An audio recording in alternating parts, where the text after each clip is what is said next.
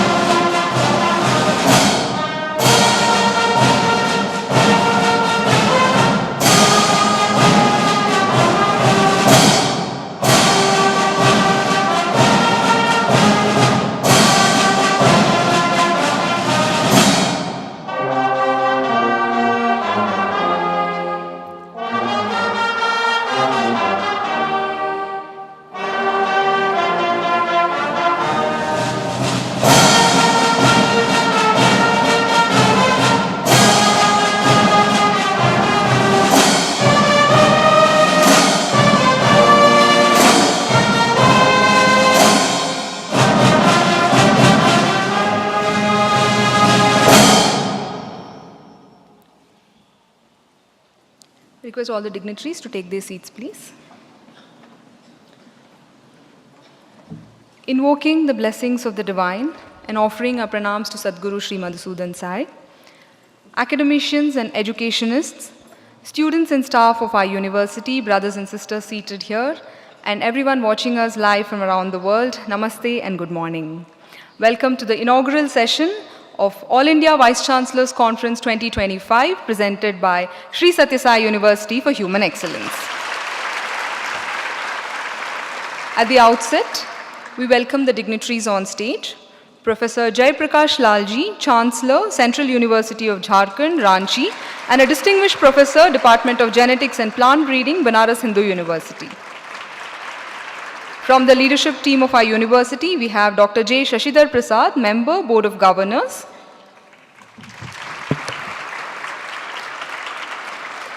The Vice-Chancellor, Professor Shrikanta Murthy. Chancellor, Shri B. N. Narsimurthy. And our revered founder, Sadguru Sri Madhusudan Sai, Global Humanitarian, Social and Spiritual Leader.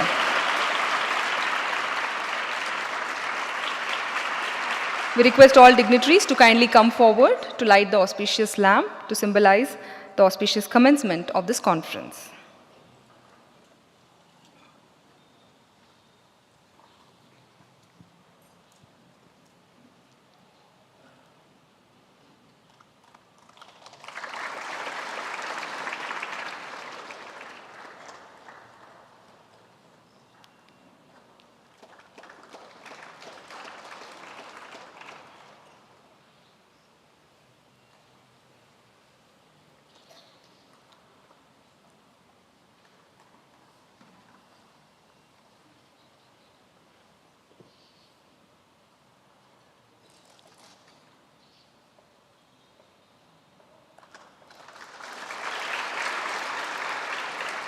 We will commence the proceedings with Vedic invocation by university girl students pursuing Vedic studies program. They will chant the Shishyanushasanam from Taittiriya Upanishad.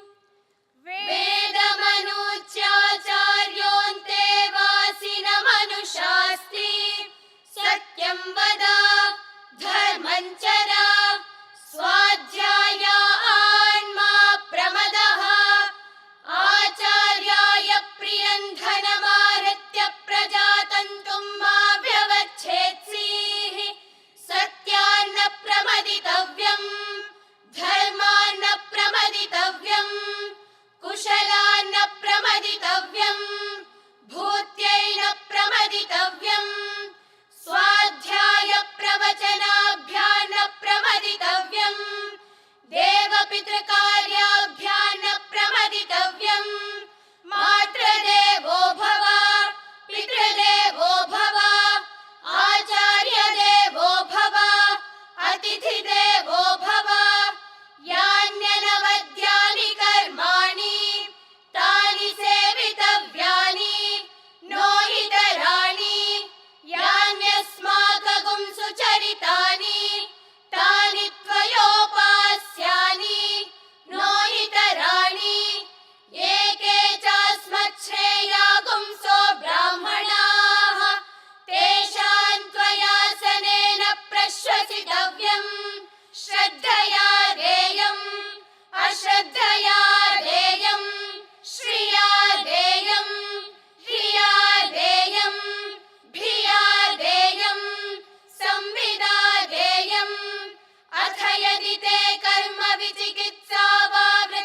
चिकित्सा वा स्यात् एतत्र ब्राह्मणाः सम्मर्षिणः युक्ता आयुक्ताः अलोक्षा धर्मकामा स्युः यथा ते तत्र वर्तेरन् तथा तत्र वर्तेताः अथाभ्याख्यातेषु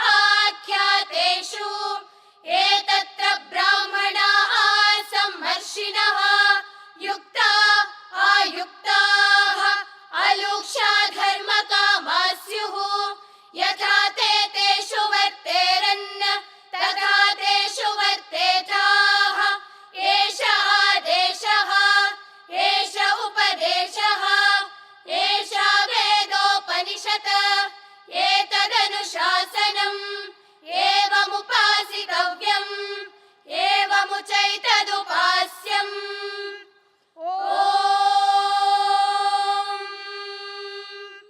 शान्ति शान्ति शान्तिः हरिः ॐ तत्सत् Shri साईश्वरार्पणमस्तु.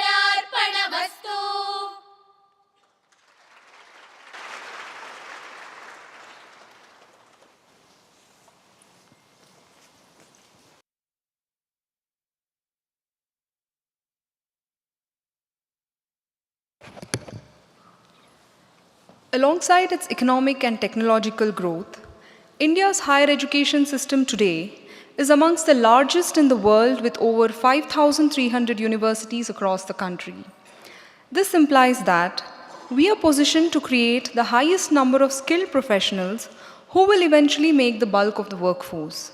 Hence, it is imperative for the right kind of education to be imparted in order to create individuals who are not only academically brilliant but also personify excellence in character.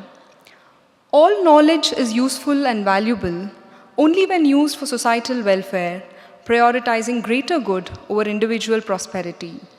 Sri Sathya Sai University for Human Excellence places utmost importance on character building in youngsters, particularly at an age when their individual identities and worldviews are being shaped. Ensuring they are provided with a conducive environment will enable them to harness their full potential and work towards a greater good of all. This conference gathers India's academic leadership to discuss values-based education with the key pillars of Vidya, Dharma and Samaj Seva, and how, when woven into the fabric of educational institutions through curriculum, pedagogy and assessment framework, can produce individuals who embody ethical leadership, intellectual depth and social responsibility with a spirit of service. We will now have a short video outlining the guiding ethos of our university and its transformative impact on countless lives. May we have the video, please?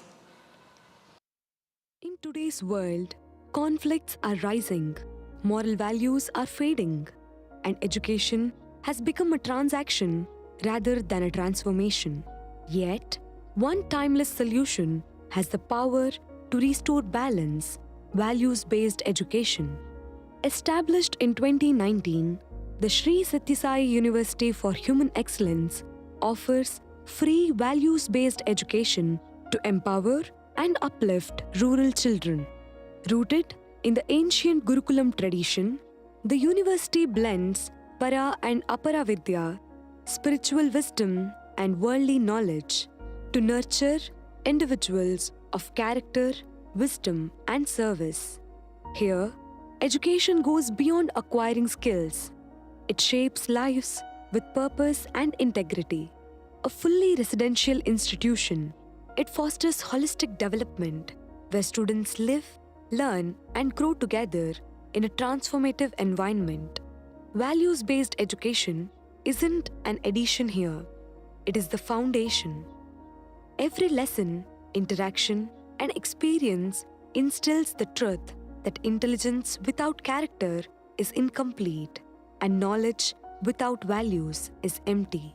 Bhumika comes from a humble family.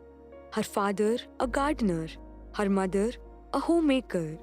She joined our institution in grade 6, and her brother now serves at the Sri Madhusudan Sai Institute of Medical Sciences and Research. Every day is a blessing.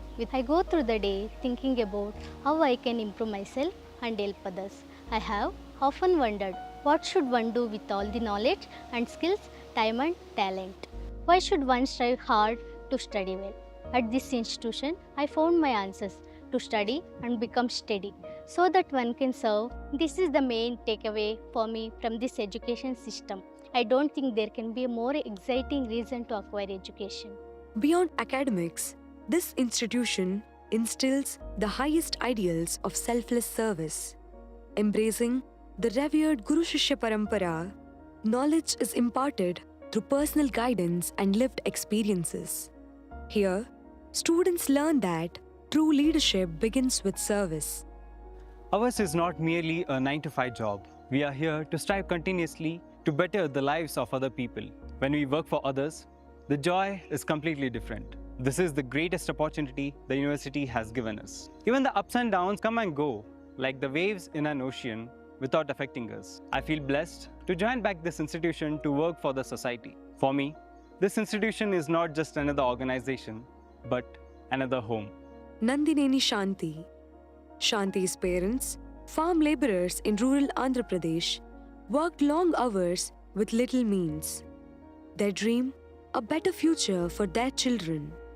Joining the campus in Telangana changed her path. A first-generation literate, she has become an inspiration for others. I joined this institution for education, and today I know there is more to education. Human capital utilization is an often discussed topic in economics. I think to myself, if each one of us can realize our full potential, imagine how much we can contribute to our society. I wish to explore more of myself and in turn help others too. And from here on, I shall ensure the gift of education is given to many more girls like me. Here, knowledge is sacred. Learning is life. Every student is a torchbearer of transformation. Only values-based education can heal a fractured world, restore virtues, and shape a future built on wisdom and selflessness. It is not just the need of the hour, it is the only way forward for a better society, for a better nation, for a better world.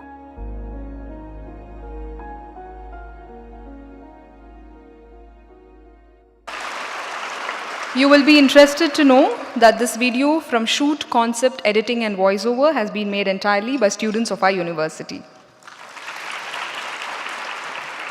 We now request the Vice-Chancellor, Professor Srikantamurthy, to deliver the welcome address. With a PhD in computer science and over 3 decades of teaching experience, he has held several leadership positions in various colleges and universities in Karnataka. Offering my humble salutations at the divine lotus feet of our Sadguru, Sri Madhusudan Sai. Most beloved Sadguru, esteemed Professor Jaiprakash Lal, the Chancellor of Central University, Jharkhand, respected Professor Shashidhar Prasad, former Vice-Chancellor of Sri Sathya Institute of Higher Learning and University of Mysore, revered Chancellor of Sathya Sai University for Human Excellence, Sri B. N. Narasimhamurthy Sir, esteemed Pro-Chancellors, Vice-Chancellors, Directors, distinguished guests and educators, elders, and my dear brothers and sisters, and my dear students. Welcome to all of you and very good morning. It is an honor to welcome you all to this important conference on value-based education in the Indian context.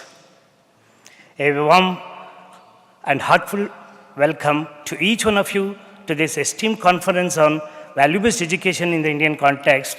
It is both an honor and a privilege to stand before such a distinguished gathering of thought leaders, educationists, and visionaries who are committed to shaping the future of our nation through the transformative power of education. Today, we have the immense blessings of being in the divine presence of Sadguru Madhusudan Sai, a beacon of selfless service, wisdom, and spiritual leadership.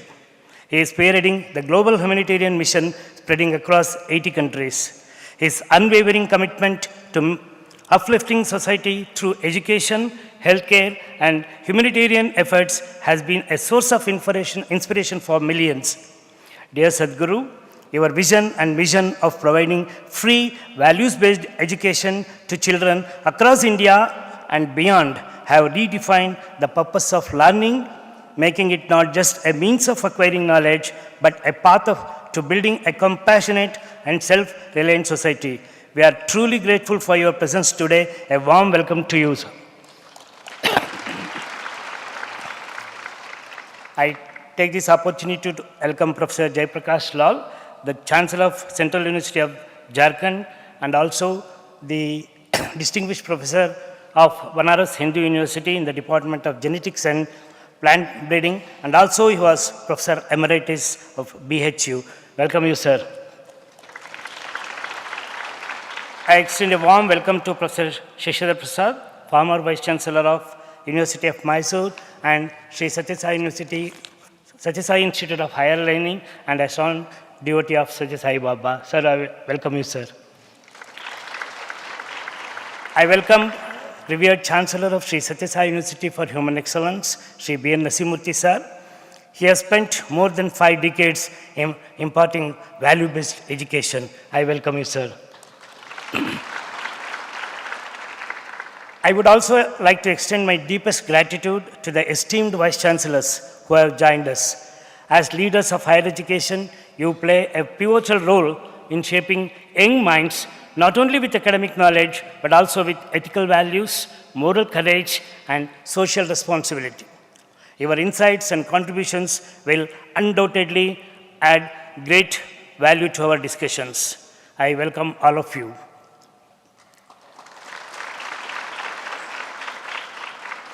Education in India has always been rooted in values dating back to the ancient Gurukul system, which emphasized holistic development, intellectual, more spiritual, and physical. However, in today's fast-changing world, where material success often takes precedence over moral integrity, it is imperative that we revisit and reinforce the role of values in education. True education is not just about acquiring skills, but about nurturing character, compassion, and a sense of duty towards society. This conference provides a much-needed platform for meaningful dialogue on how we can integrate values into modern education without compromising academic excellence. We will explore ways to cultivate empathy, honesty, responsibility, and service-mindedness in students while preparing them for global challenges. With such an esteemed gathering of luminaries, I have no doubt that the discussions today will be enriching and thought-provoking, leading to concrete steps towards making value-based education a reality in every institution across the country. Once again, I warmly welcome you all and look forward to an enriching dialogue. Thank you. Thank you very much.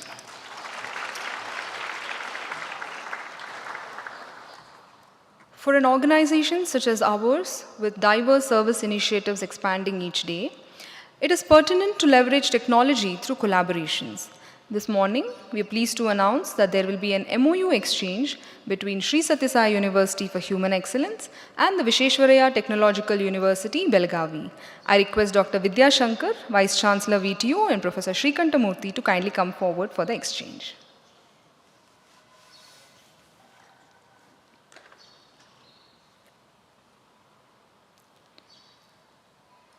This partnership will promote joint ventures in research endeavors, knowledge sharing, and student exchange programs. It will facilitate and explore avenues for innovation in healthcare through AI-based technology and data analysis.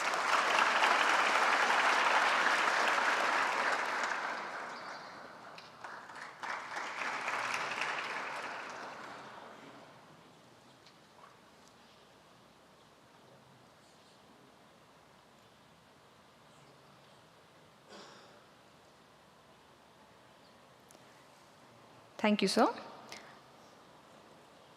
We invite our Chancellor, Shri B.N. Narsimurthy, to address us. An electrical engineer who found his passion as an educator, he served in various institutions of Bhagwan Baba and authored 3 volumes of Baba's biography. He continues to serve as chief mentor of the organization. Shri B.N. Narsimurthy, please.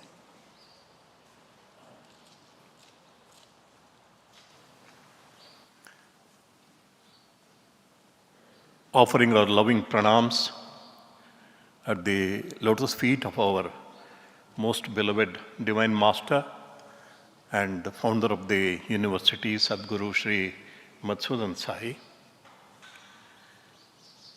Esteemed Professor Sri Jaiprakash Lalji, Professor Shashidhar Prasad Ji, and my dear brother, Professor Srikant Murthy, esteemed educational thought leaders and educationists, dear brothers and sisters, and very dear students, boys and girls. It's a matter of great joy. For the first time since the inception of our university, so many educational leaders have gathered in this place. This is the first time. On my personal behalf, I welcome each and every one of you.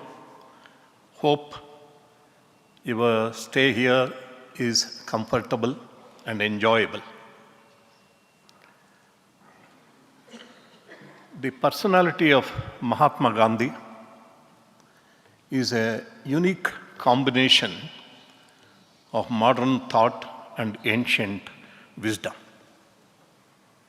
In fact, it is the creation of Indian culture. His personality is the creation of Indian culture as an answer to the challenges posed by de-spiritualization of man, was dazzled and dazed by the rapid strides of science and technology in the last 200 years. Naturally, a personality like that inspired, provoked, and impacted many great thinkers all over the world. The celebrated scientist Albert Einstein said, "After a century, people would wonder if such a person walked on the earth." E.F. Schumacher, one of the brilliant thinkers of our contemporary times, was vastly impacted by the thoughts of Mahatma Gandhi, especially in the spheres of economics and education. He made a very crisp but profound statement about education. He said, "More education will help us only if it produces more wisdom. More education will harm us if it does not produce any wisdom." This is a statement made by him. And we see in the world today the effect of knowledge and skills without wisdom. Bertrand Russell said, "Knowledge is no doubt power, but it is power both for the evil and the good." Therefore, it implies if man does not increase as much in wisdom as in knowledge, increase of knowledge means only increase of sorrow. This is what we see in the world all over, and unfortunately in our country also. After the first atom bomb was dropped on the two cities of Japan, Nagasaki and Hiroshima, Albert Einstein was so very frustrated. He felt so miserable and said, "If given another opportunity, I will never become a scientist. I would like to become a carpenter who would contribute something helpful to the society." This is what he said. On that occasion, one of the journalists asked him, "Sir, what do you think are the kind of weapons that will be used in the Third World War?" He was already frustrated. He said, "I can't even imagine what kind of weapons would be used in the Third World War, but if there is a war after the Third World War, it will be fought with sticks and stones." This is what is said. This really brings us to the gravity of the situation when we import education without importing wisdom. Definitely there is more education everywhere. In our country, in 1950 there were only 20 universities. Today we have more than 1,250 or so. There were only 500 colleges then, and now we have 50,000 colleges. The number of students in 1950 was around 2.5 lakh, and today it is 4.5 crores. There is increase in education. If you ask the question whether this has brought more happiness, more harmony, more security, are our children and grandchildren more secure in this society? The answer is definitely a big no. Unrest, the campus unrest, crimes and violence on the campuses, crimes and violence wherever, mental health problems, increasing suicide rates. In a country like India, the suicide rate today stands at 15 persons per lakh per year. This is with the increase of education. If knowledge imparts only knowledge and skills and does not impart wisdom, definitely the future of the country, the future of the world is doomed. What is wisdom?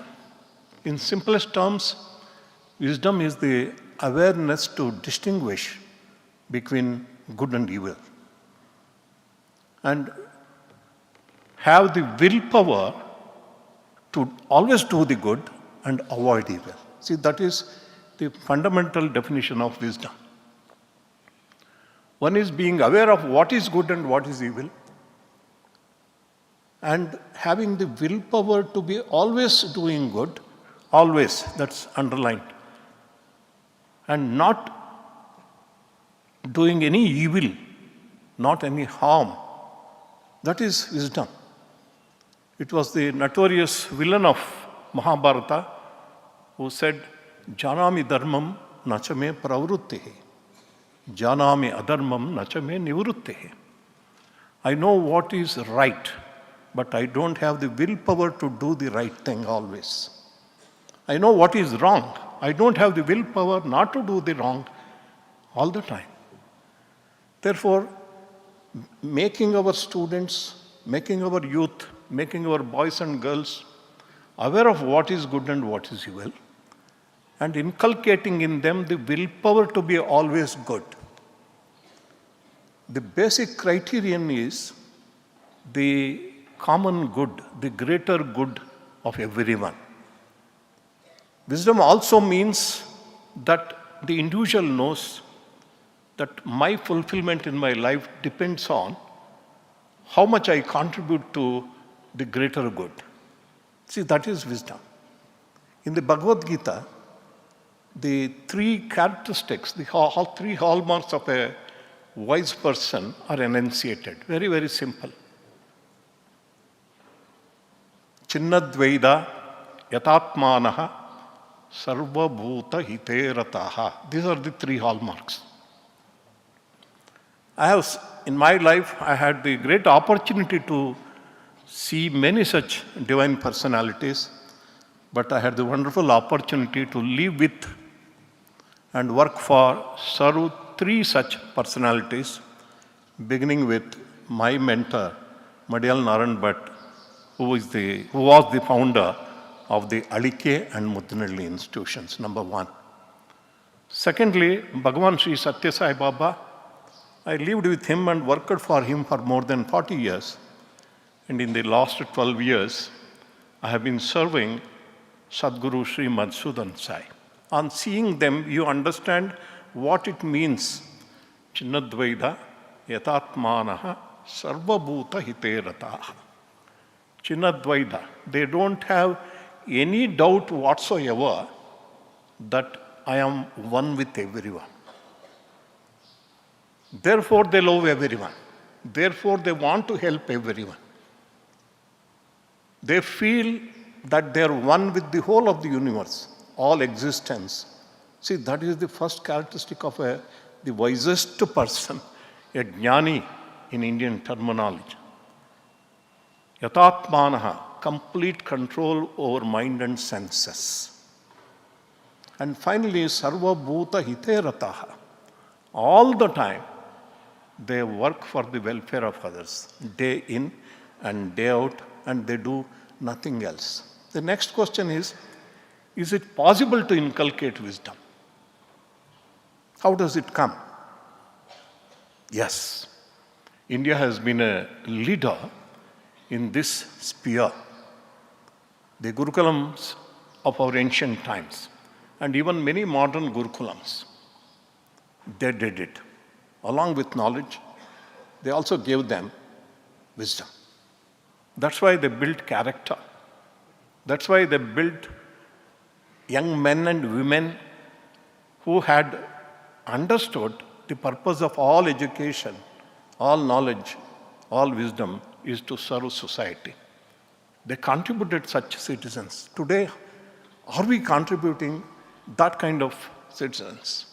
See, that is why Romain Rolland, the very celebrated French writer and philosopher, who was greatly influenced by Sri Ramakrishna Paramahamsa and Vivekananda, he said this: if there is a place on the face of the earth which has been the home for the highest thoughts of all living men and women since the earliest times when man began the dream of existence, it is India, he said.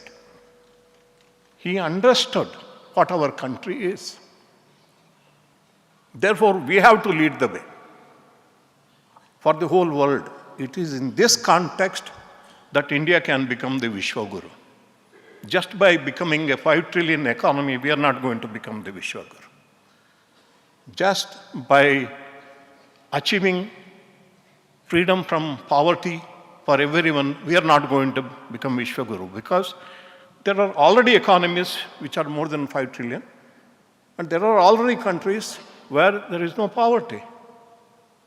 Therefore, this is the way we can become the Vishwaguru. We have to show to the world how we can save ourselves.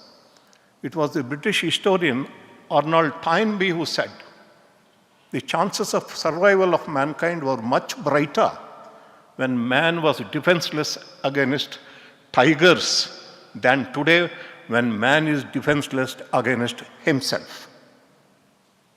The future was brighter. Mankind could survive because man had no weapons to fight a tiger. Today, he has no weapons to fight himself.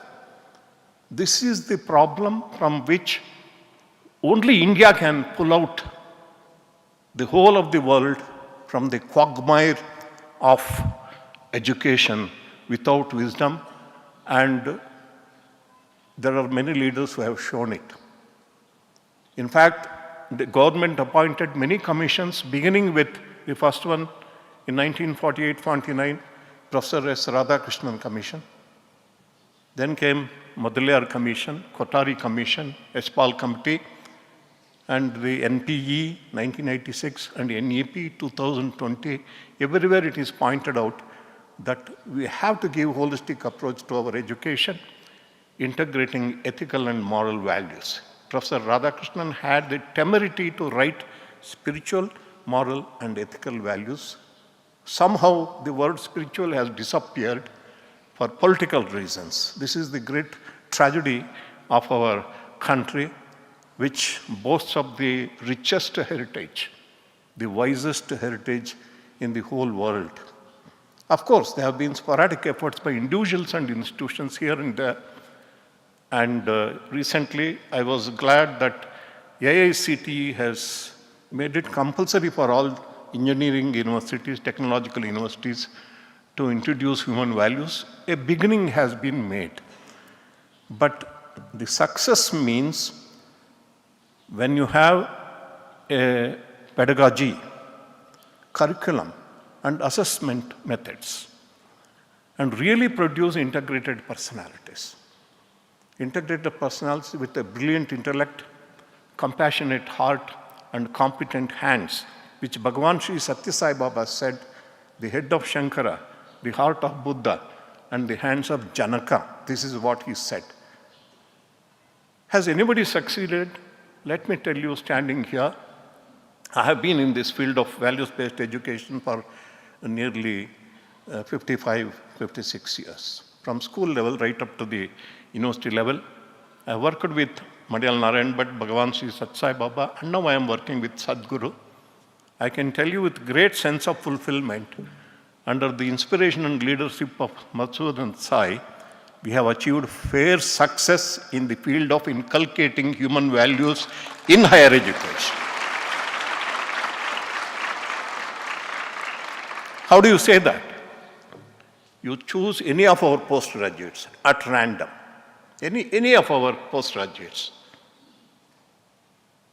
And we have achieved something which no university in the world has achieved. 90% of our boys and girls have come back and joined our mission. All the postgraduates, all the graduates. Recently we had a workshop for teacher training, enhancing the teaching skills. And one of the very reputed educationists, he came here. He asked, who are all these people? They look so young. We said, all of them are our students. 200 of them in a batch have decided to become teachers. No, sir, they are not just teachers. They are missionaries. They are not teachers. They are servants of the educational mission founded by Bhagavan Sri Sathya Sai Baba and now being taken forward by Sadhguru Sri Madhusudan Sai. Therefore, but definitely we have succeeded in very ideal conditions. We have a spiritual master at the helm of the university, not a political leader or anybody else. And the education, including hostel, Professor Samba Shiva Rao, who is sitting here with us, he was the chairperson of the UGC committee which visited for recognizing our university. He wrote, for the first time we are seeing in India a university where the education, lodging, boarding, everything is completely free. Completely free. When a boy or girl purchases education, he or she may sell education.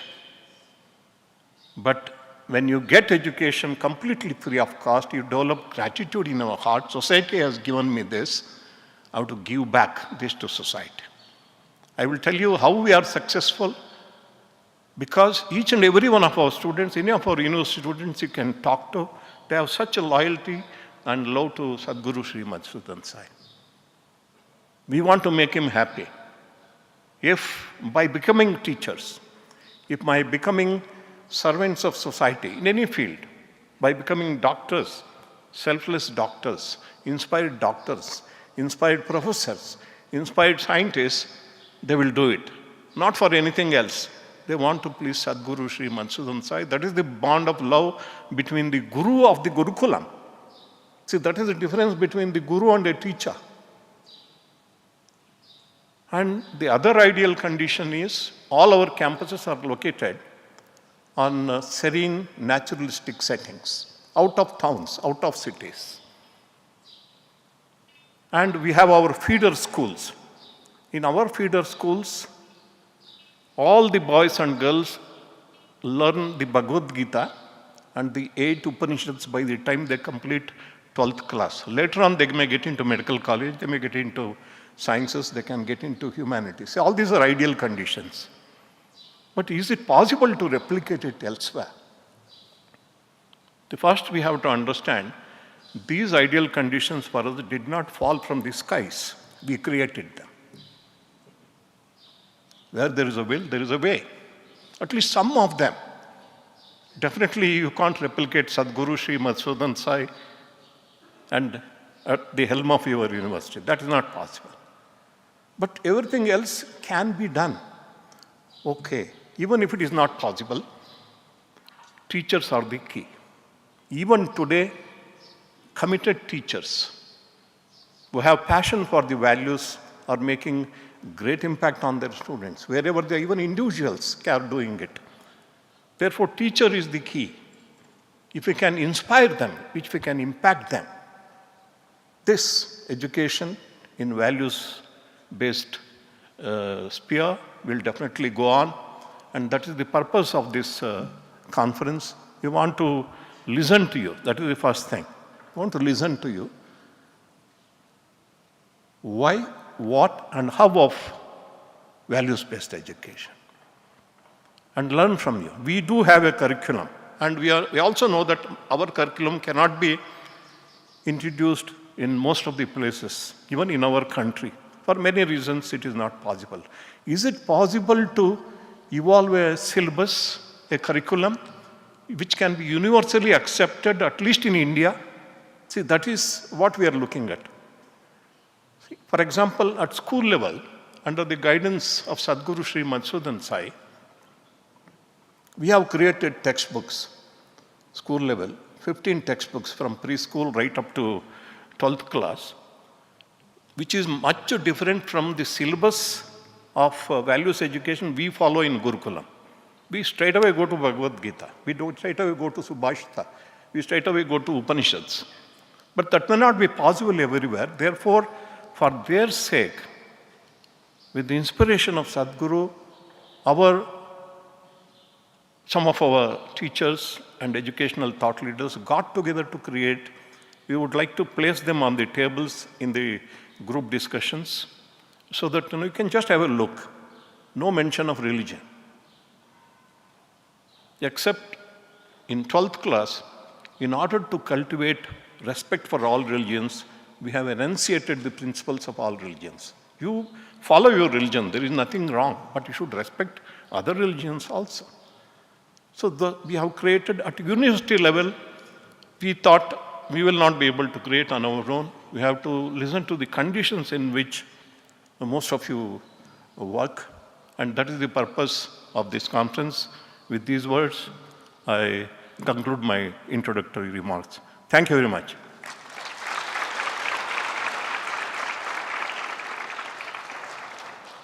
On behalf of everyone, we pray to Sadhguru for his inaugural address.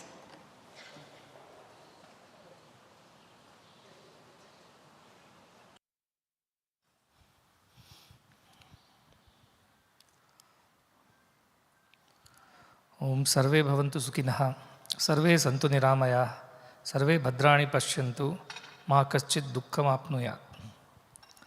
May all be healthy, may all be happy, may all see good and auspicious everywhere, may no one have any sorrow. With this old, timeless, ancient Indian prayer, may I invite everyone to be a part of this conference of All India Conference of Vice-Chancellors to deliberate upon this very important and a must topic of values-based education in higher education.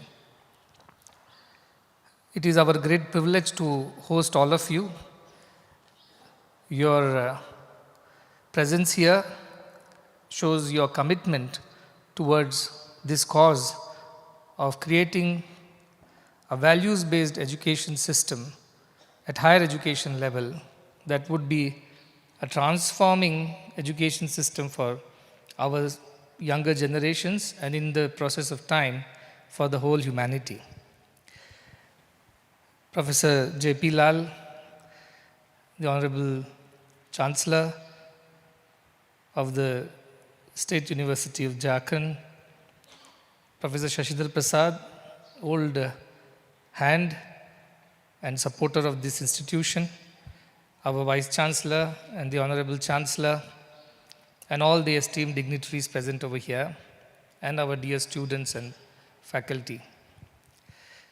We all know this old Subhashita, Vidya Dadati, Vinayam, Vinayadhyati, Patratvam, Patratvad, Dharmapnoti, Dhanat Dharmam, Tatha Sukham. See, human beings are desirous of happiness. There is no one who would say, I don't want to be happy. Whatever we do, whatever we eat, wear, whatever we see, hear, whatever we experience, everything is directed towards one goal, which is Sukha Prapti. That we want to have happiness in our lives. And the opposite is dukha nivritti. We want to avoid sorrow. But how do we attain happiness, which is extremely important for every one of us? The journey to that happiness begins from vidya. Because vidya, the knowledge that we acquire, must lead us to that happiness. So the sloka is very simple. It says, Vidya dadati vinayam. When you have knowledge, you become humble. Generally, people with knowledge would think, I know more, so they should become arrogant. But our education system says, no, no, no. If you are knowledgeable, you must be humble. A fruit-laden tree must bend. So humility is the hallmark of the educated, not arrogance, not high-handedness. That is the first quality that our education system taught. The more you know, the more humble you are. So vidya dadati vinayam. So what happens when you develop humility? Vinaya dadati patratvam. Patratvam means deservedness, eligibility. Eligibility for what? Patratvat dhanmapnoti. To be able to make a living, to be able to earn a livelihood, to be able to contribute to the society and add value, that deservedness comes to you only when you are humble. And so, once you are able to earn dhana is not just material wealth, it's also knowledge, it's also influence, it could be power, it could be a position, authority, whatever way, all kinds of resources. You start being eligible, deserving of earning that. So are we happy already because we have earned enough wealth and position and power and authority? No, there is one more step left. Dhanat dharmam tata sukham. From that wealth that you have acquired by being deserving of acquiring that, because you have been humble out of your education, you have learned this first quality of humility. This wealth should be utilized to do dharma, it says, dhanat dharmam. With this wealth, we must do dharma, and that is one of the words that we have chosen for this conference, dharma. Because only when you do dharma using all your dhana or whatever wealth you have acquired, whether it is knowledge, skills, abilities, resources, that you can attain sukha or happiness. So if you skip this one part, dhanat sukham is not allowed. Dhanat dharmam tata sukham. From dharma alone, sukha can be attained. So that is why the first word dharma, because everybody wants to be happy, then how do we always be happy? Dhanat dharmam tata sukham. With all our knowledge, wealth, power, authority, we must do dharma. And from dharma, we will attain sukha, happiness. Today, 1 in 7 in the world is having some mental issue, it is told. And day before, or yesterday's newspaper talked about the issue of mental health, the digital addiction, and the need for digital detox, and the high rate of digital burnouts, and how children are addicted to their phones and devices, so much so that they don't even eat, they don't even rest, they don't even shower, they don't even want to go to schools. They're all the time scrolling, and parents don't know how to handle that. In a world where challenges have changed, this is no more the challenge of only religious conflicts or political ideologies. Now this problem has entered people's homes and hands through the digital devices. And everybody is at their wits' end, they don't know what to do with it, how to deal with it. With the whole Generation Z which is born in this digital age, for them a digital device, as the psychologist there says, is an extension of their hand. If you take it away, it's like you have cut off their hands. So they get so angry. Because they have attained certain things, but they don't deserve it yet. Because they don't know how to use it. Likewise, any person who has any knowledge, if he does not know how to do dharma with it, do the right thing with it, then it is not going to lead to sukha. It will lead to dukkha only for oneself and for everybody around.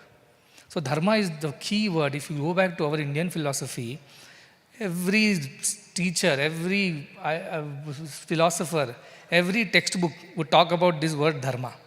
But it is the most badly understood or misunderstood word in the world. Because dharma automatically takes us to the idea, dharma means religion. It means a set of rules and regulations, do's and don'ts, and your affiliations and subscriptions to a certain person or the message. But our system says, no, dharma is not that. Dharayati iti dharma, it is said. That which supports, that which bears, that which protects, that is dharma. It means that fundamental substratum upon which everything else rests. If you remove that, everything else falls apart. That is dharma, it says. For a doctor, his skill sets, his abilities, his knowledge, and his compassion, that is his dharma, without which his work would not be of any use to anybody, because dharma will not be there. For a teacher, his dharma is to not withhold any of his knowledge to himself, but share it generously, openly with all his students, and build their character also in the process. That is a teacher's dharma. So also dharma of a policeman and a lawyer and an accountant and a politician. They all have to do that, without which all that they do becomes irrelevant, is useless, in fact dangerous. So that idea of dharma, dharayati dharma. And our Manusmriti says, dharmo rakshati rakshita. Why should you practice dharma? Because dharma will protect you, it says. For your own sake you practice dharma, not for anybody else's sake. Because if you don't practice dharma, you will not have sukha. If you don't do it right, you will not attain happiness. If you don't attain happiness, then mental issues, then all these anxiety, depression, suicide, crime, violence, abuse, everything will begin. Because you're not happy. If you're happy, you don't need all these things. That article also said these are all coping mechanisms for most of the people, an escape route from their otherwise stressful lives or whatever emotional traumas. But if you are happy, you don't need these coping mechanisms, you don't need these escape routes, because you're happy within yourself. Why? Because you're doing the right thing always. And what Narasimhamurthy said just now is so relevant, to be able to help our students develop this discrimination and wisdom to choose dharma over adharma, to choose the right over wrong, good over evil at all times. That is the first and foremost contribution of education to one's life, to be able to make the right choices. And character is making right choices always. For me, character is very simple, doing the right thing always. Sometimes, no. All the time, if you can do the right thing, make the right choices in life, we are doing our dharma. And that dharma leads to sukha of the individual as well as the community. But then, Duryodhana syndrome, janami dharmam. I know what is dharma, but I don't have the willpower to practice it. Janami adharmam. I know what is not dharma, but I don't have the willpower to discard it or reject it. So our education is teaching people, this is the right thing, this is the wrong thing. But are we able to inculcate the capability in them to choose the right thing and stick to it? Or do they compromise and eventually negotiate and then go to the wrong side of things? So even if our education teaches them what is right, what is wrong, we should also build the capacity in them to practice that, isn't it? Otherwise they'll be like Duryodhana, who knows the right thing but cannot do it. He knows the wrong thing but cannot avoid it. So the next word is Vidya. Vidya is the one which builds this capacity to practice dharma. And our scriptures in Vidya, means that you should know. That which you should know. Vidya, it says. Knowing which, what happens? Sa Vidya ya vimuktaya, it is said. That which liberates you, that which grants you freedom, that alone is education. And what kind of education grants us freedom? And what is this freedom we are talking about? The education that makes us free so that we can make the right choices. We are not bound by any ulterior ideas, motives, selfish agendas, but we are free to choose the right thing always. That is the education that leads us to dharma and then sukha. So Vidya is that Vidya which makes people capable of making the right decisions. Duryodhana's problem I understand. He was selfish, he was greedy, he wanted what he wanted. But there were other, Bhishma Pitama was there, isn't it? Those who know Mahabharata. He was a man of wisdom, he knew what is dharma. Why did he not follow the dharma? Why did he support Duryodhana? Why did he allow Draupadi's Chiraharana? Why did he allow injustice to the Pandavas?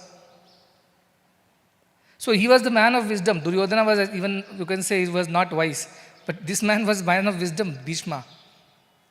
But this ability to stand by dharma, that character was not there in Bhishma. Because of which Mahabharata war happened. So wise men, educated men is not the solution to society. Men of character is the solution to the society, who will stick to their dharma in all odds, in all challenges, in the face of temptations, under all pressures. They would not compromise on this. They are the kind of educated people who will attain happiness. That is Vidya.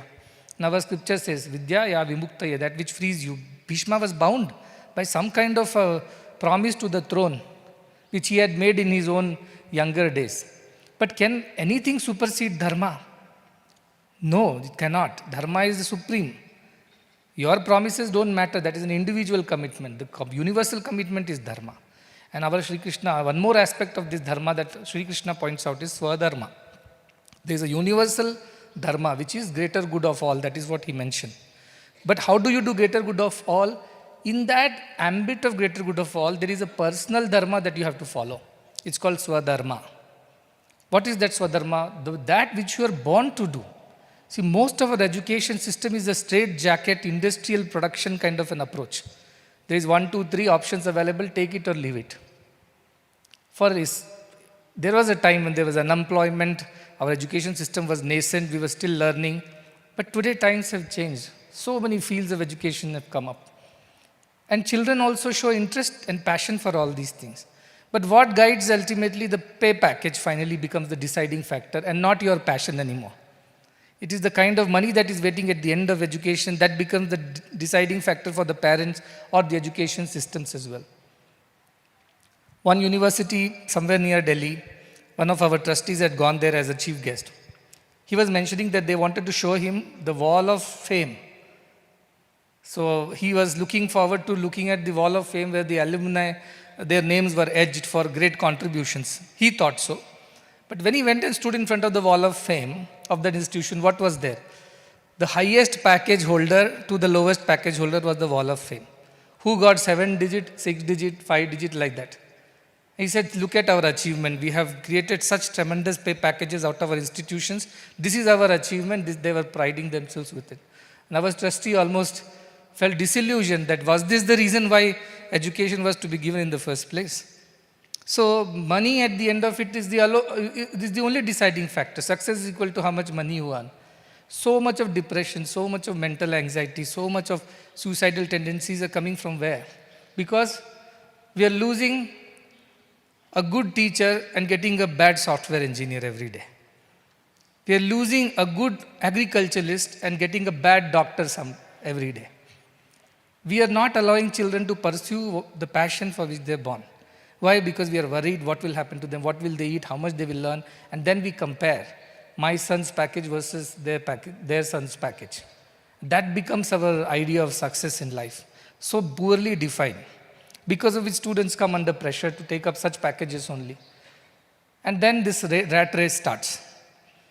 And you are riding a tiger, you never know how to come out of it, get out of it, jump out of that race. You don't know how to do. So you get into depressions and the cycles. So much of human resources, human capital is wasted. First, because they do not attain their true potential, because they're doing something else other than what they were born to do. Two, they're frustrated, disengaged, there is mental pressures, there are heart attacks, and then we lose that young, budding professional or somebody who's just started his life very soon. His journey is cut short because of this bad understanding of what education should be for. And that young boy or girl is lost to the society forever. This is the other problem. So, Swadharme Nidanam Shreya, says Krishna. It's better to die doing your own dharma than to copy somebody else. His son is doctor, his son is engineer, you also become doctor engineer. That is not the way. We are all born to do. Somebody has to be a musician, somebody has to be a yoga teacher, somebody has to be an agriculturist, somebody has to be a singer or a dancer or a painter or a poet or anybody else. Now, that idea of education also in the higher education level has kind of decayed, and most of the education is a race now. So this is the other thing that I am very worried about, that we are actually harming ourselves and our future generations, because they are not going to be happy. See, happiness is the end goal. Remember that. That is the whole goal. If we are not able to attain that because we don't allow them to do what they want to do, then how can they be happy doing something else? So that is the idea of the other thing, dharma. When a universal good, greater good of everything, where no compromise on values happen, you stick to your guns, you stay true to your purpose. And you do whatever you do for the greater good of all. That is the universal dharma. But within that, children are born with certain abilities, certain passions, certain interests. Recognizing that and making a space, making a system, a structure to promote that is the other part of dharma that as educationists we must promote.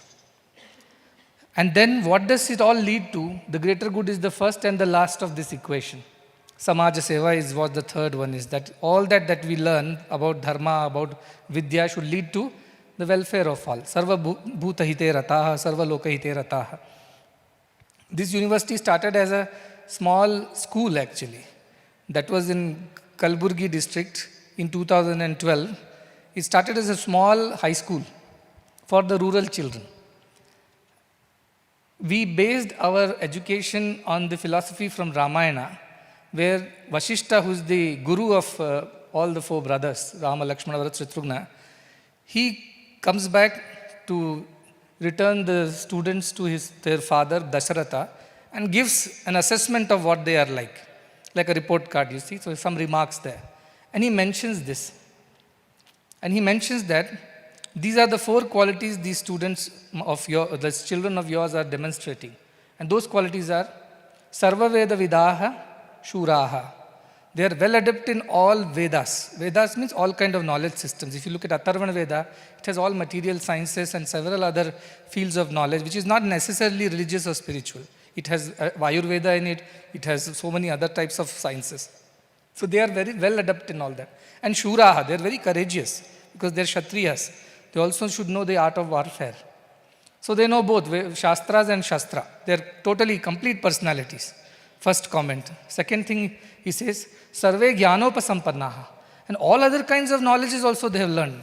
Means it's not just they just stick to the curriculum and study for the sake of getting marks and passing the exams. They have learned all other kinds of wisdom, all other kinds of knowledge systems as well.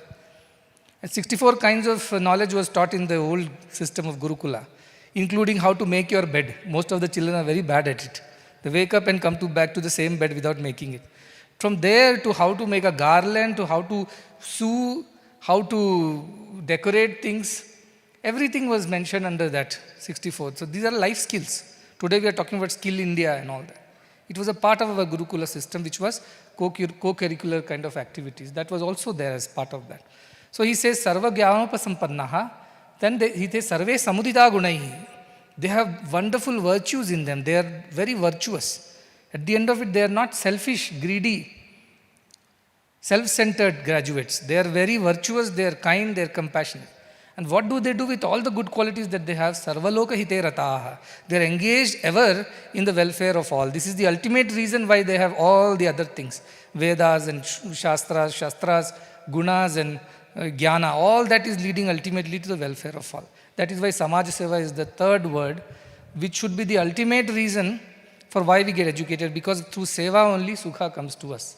Seva Paramo Dharma, it is said. To do good to others is the greatest dharma that one can practice in this society. So better societies at the end. A better education means better societies at the end. So better individuals leading to better societies. This is the sum and substance of Indian education system. I'm not even going into the spiritual side of things where you must know yourself and realize the truth and become one with the Brahman. Let us keep that for another day. Today our whole discussion is about how to come up with a very structured curriculum, a good pedagogy, and ultimately some kind of assessment system to understand what we are doing is making sense. For instance, our assessment system is whether these students are practicing all these values, and the first level is at our own institutions they get an opportunity to practice. So we watch them. And our institution also comes with a very scientific way of assessing this through a four-pointed model. And that is human excellence model, they call it. That there is a physical, intellectual, emotional, and spiritual assessment happens on a regular basis, a peer-based assessment. The students of the class, the teachers, everybody involves in assessing each other. So the idea was to come to some kind of a system of assessment which also tells us how good these things are working, or are they not working, are they all theories like Duryodhana and Bhishma. They all know but they don't practice it. So that is something that is already being developed. For schools, a structured curriculum curated by 30-odd educationists from around the country has been developed. And they have been developed around 10 universal values, because we knew the constraints of value education, where it will work, where it will not. For example, the previous education minister at some point in time told me that he was trying to implement Bhagavad Gita in school system in Karnataka, and it met with a lot of resistance, and ultimately that effort failed, which is understood why it is failing. So we tried to neutralize everything, make it as common as possible for all, and 10 values were taken and everything is developed around that. I'll leave those 10 values with you. And the same thing can be extended into the university system is our idea. 5 values were those which were taught by Baba, which are universal values. This is Sathya, Dharma, Shanti, Prema and Ahimsa. That is truth, righteousness, non-violence, peace and love. How to practice that? It starts from the preschool levels to all the way up to 12th. For a preschool, Satya means tell the things that they are, don't lie, don't manipulate, don't distort the facts. So state the facts. But for a 12th class student, truth takes another connotation, much deeper. The oneness, the understanding of everybody's welfare, living a life based on values, not compromising on dharma, all this becomes a part of his practice of truth. Like that it deepens itself. Similarly, 5 more values from the constitution and from the national education policies are a spirit of service, spirit of oneness, environmental responsibility, the awareness, self-awareness, what we are dealing with, mental anxiety and pressures and things like that.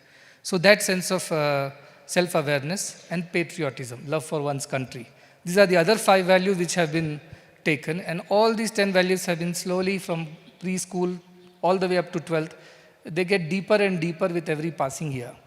And there is a training program also for school teachers which we are already undertaking and trying and testing with other teachers outside. For our teachers, these are ideal conditions. These are controlled environment.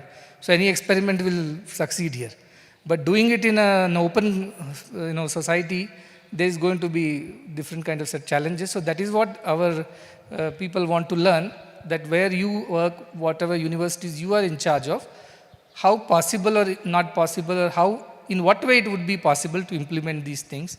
Can we dedicate a certain amount of time and resources to make it happen?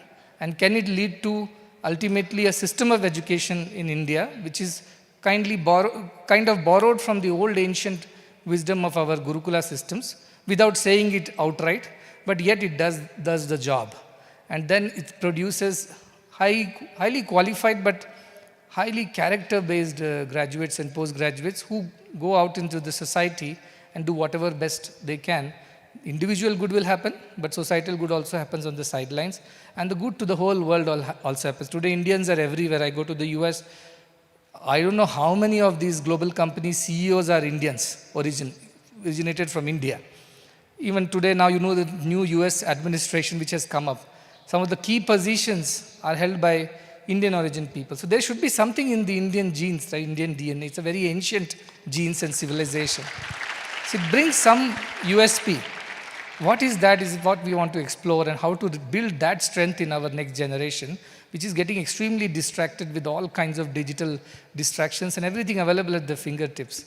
So how to build a sense of responsibility and character in them through a structured method. You can't just teach them one fine day. You have to build it from the day one. But let us say, even if we haven't done, university education is the last milestone in their journey of education in a structured way. Of course, they can do PhDs, they can do independent scholarly works. That is a different matter. But in a structured ecosystem, this is the last opportunity that we all have before they go out.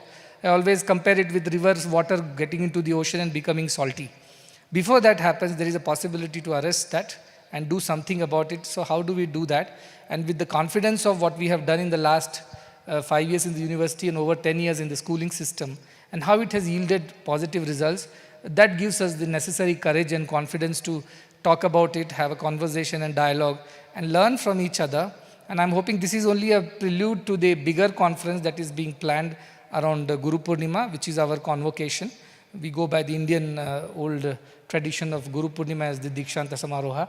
So I'll be very happy that whatever we have discussed and we come out of it can be implemented in some way on a pilot basis in each of these institutions. And then by July we can do an audit of how it works or how it doesn't work, what happens, what doesn't happen, and modify, do course corrections. So then again we take another step forward after Guru Purnima is our goal. And we are very committed to this cause of values-based education. We are here to do everything and anything in our might. Our students are well trained. Many of them can be trainers themselves. They can talk to people. That kind of training also has been given to them. And my request is that each of you from your university, please allocate one resource person, one contact or representative who would work with this combined team And next 3 months we work towards understanding how it works or why it won't work. And by July we'll have better ideas about how to do it, and maybe in a year's time a proper structured curriculum, pedagogy and assessment methodology can be evolved from these deliberations, and then that becomes a part of our education system. I see government is committed, NEP talks about all these things. Many commissions before also have talked about it, but yet it is yet to happen in its fullness, in its completeness. But I think even if a few of us in our own capacities can start this work, it will definitely lead to a cascading effect. And at some point in time, most of the universities will subscribe to such an idea. And this is the need of the hour. I cannot overemphasize the need. The crisis of character and morality is extremely dangerous. And we have to rebuild our societies based on our ancient ethos. And these are the values that we want to talk about. So again, once more, I want to thank everybody. And we are very humbled, very honored that you have spared time and you have come here in solidarity for such a cause. And with you being the leaders of your respective institutions, I'm sure if we put our strengths together, much can be achieved. Sangha Shakti, Kali Yuga, it says, in togetherness there is strength. And that is the only way in Kali Yuga in these times. So once again, thanking everybody and thanking the university for organizing this conference. I wish you all the very best and I look forward to the outcomes of the conference. Namaskar.